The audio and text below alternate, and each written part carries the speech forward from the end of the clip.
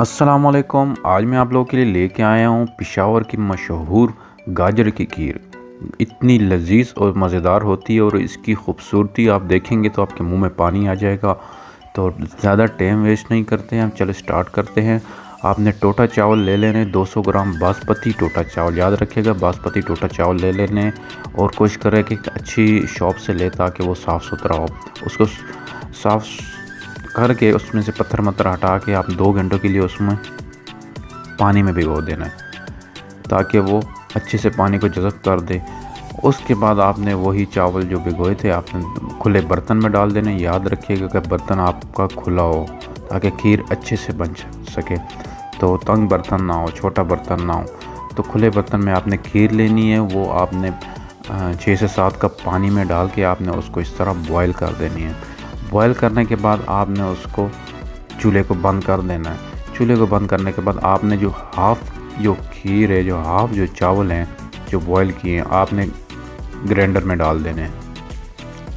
Half आपने grinder में डाल देना और हाफ़ वही में पड़े रहे, क्योंकि हाफ़ हम ग्राइंड करेंगे, हाफ़ को ग्राइंड नहीं करना होगा। ठीक है। फिर इसमें हम जो ग्राइंडर में चावल डाले थे, जो निकाले थे हमने बॉयल, उसमें हम 7 से 8 दाने हम रस के डाल देंगे।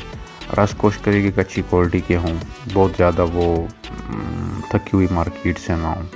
तो कोशिश कीजिए जो चीज़ भी आप यूज़ करें अच्छी क्वालिटी की यूज़ करें। 2-3 रुपए महंगी होगी लेकिन अच्छी होगी। फिर हम उसमें दूध डाल देंगे। दूध इतना डालिएगा ताकि अच्छे सा पेस्ट बन जाए।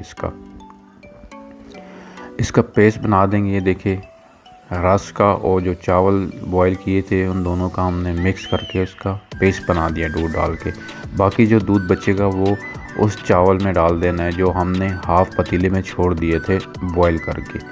तो वो जो दूध था वो आपने इसमें डाल देना है। दूध आप खुला भी यूज़ कर सकते हो, आप डब्बे वाला भी यूज़ कर सकते हो, जैसी आपकी मर्ज़ी, लेकिन अच्छे वाला दूध यूज़ करें। उसके बाद हमने 250 ग्राम गाजर को क्रश करके कोशिश करना है कि गाजर सुर्ख लाल और ताज़ा फ्रेश हो। 250 ग्राम को क्रश करके आपने उस दूध में डाल देना है। 10 मिनट के बाद आपने वो पेस्ट बनाया था रस का और चावलों का, आपने वो डाल देना है। वो डालने के बाद आपने इसको मिक्स करते जाना है। कोशिश कीजिए कि चूल्हा आपका तेज़ ना हो, हल्की आंच पे पकता रहे। चूल्हा अगर आपका तेज़ हुआ तो नीचे लग जाएगा। साथ साथ आपने चमचा हिलाते जाना है। 20 मिनट के बाद आपने चमचा हिलाने के बाद आपने उसमें चीनी डाल देनी है। 300 ग्राम आपने उसमें चीनी डाल देनी है। चीनी आप अपने हिसाब से भी डाल सकते हैं, लेकिन ना ज़्यादा मीठा हो ना ज़्यादा फीका हो, तो खीर कोशिश करिएगा कि चीनी उतनी ही डालें। 300 ग्राम आपने चीनी डाल देनी है। फिर आपने इसमें इलायची डाल देनी है, इलायची पाउडर डालने के बाद आपने इसको इस तरह अच्छी तरह मिक्स करते जाना है। उस टाइम तक इसको मिक्स करते हैं जब तक ये गाढ़ी ना हो।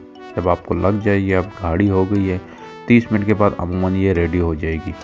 इसकी थिकनेस देखिए, इसकी थिकनेस अब नज़र आने लगी है। उसके बाद आपने इसको बर्तन में डाल देना है। खुले बर्तन में डालना है ताकि इसको जल्दी हवा लगे और ठंडी हो जाए।